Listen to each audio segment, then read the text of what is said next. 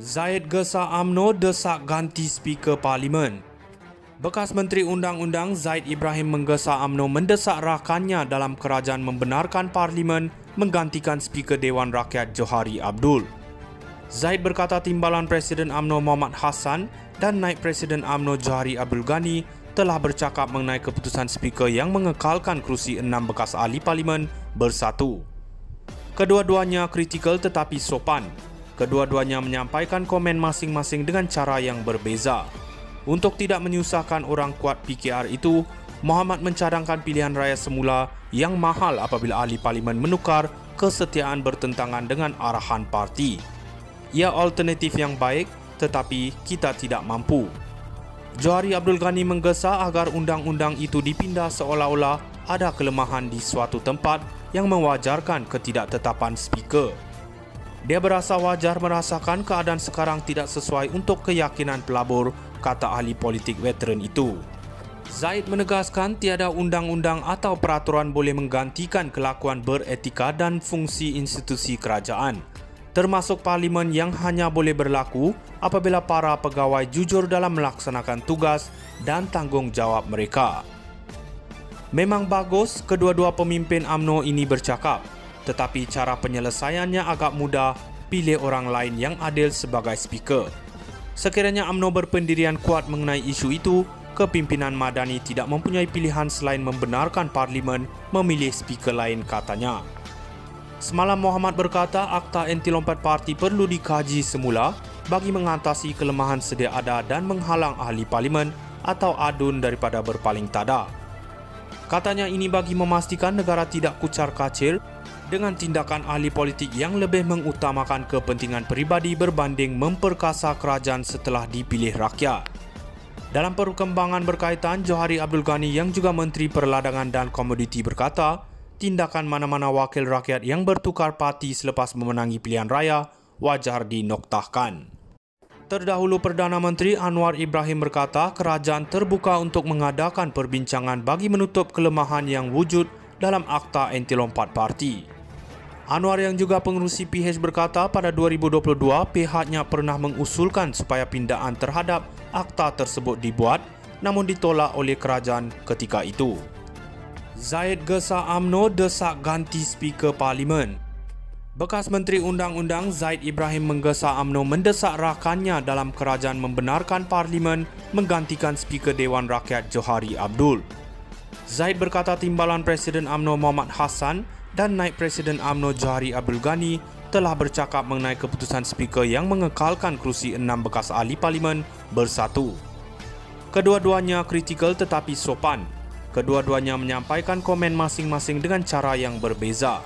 Untuk tidak menyusahkan orang kuat PKR itu, Muhammad mencadangkan pilihan raya semula yang mahal apabila ahli Parlimen menukar kesetiaan bertentangan dengan arahan parti. Ia alternatif yang baik, tetapi kita tidak mampu. Johari Abdul Ghani menggesa agar undang-undang itu dipindah seolah-olah ada kelemahan di suatu tempat yang mewajarkan ketidaktetapan Speaker. Dia berasa wajar merasakan keadaan sekarang tidak sesuai untuk keyakinan pelabur, kata ahli politik veteran itu. Zaid menegaskan tiada undang-undang atau peraturan boleh menggantikan kelakuan beretika dan fungsi institusi kerajaan, termasuk Parlimen yang hanya boleh berlaku apabila para pegawai jujur dalam melaksanakan tugas dan tanggungjawab mereka. Memang bagus kedua-dua pemimpin UMNO ini bercakap, tetapi cara penyelesaiannya agak mudah, pilih orang lain yang adil sebagai Speaker. Sekiranya UMNO berpendirian kuat mengenai isu itu, kepimpinan Madani tidak mempunyai pilihan selain membenarkan Parlimen memilih Speaker lain, katanya. Semalam Muhammad berkata Akta Anti Lompat Parti perlu dikaji semula bagi mengatasi kelemahan sedia ada dan menghalang ahli Parlimen atau adun daripada berpaling tada. Katanya ini bagi memastikan negara tidak kucar-kacir dengan tindakan ahli politik yang lebih mengutamakan kepentingan peribadi berbanding memperkasa kerajaan setelah dipilih rakyat. Dalam perkembangan berkaitan, Johari Abdul Ghani yang juga Menteri Perladangan dan Komoditi berkata, tindakan mana-mana wakil rakyat yang bertukar parti selepas memenangi pilihan raya wajar dinoktahkan. Terdahulu Perdana Menteri Anwar Ibrahim berkata kerajaan terbuka untuk mengadakan perbincangan bagi menutup kelemahan yang wujud dalam Akta Anti Lompat Parti. Anwar yang juga pengerusi PH berkata pada 2022 pihaknya pernah mengusulkan supaya pindaan terhadap akta tersebut dibuat namun ditolak oleh kerajaan ketika itu.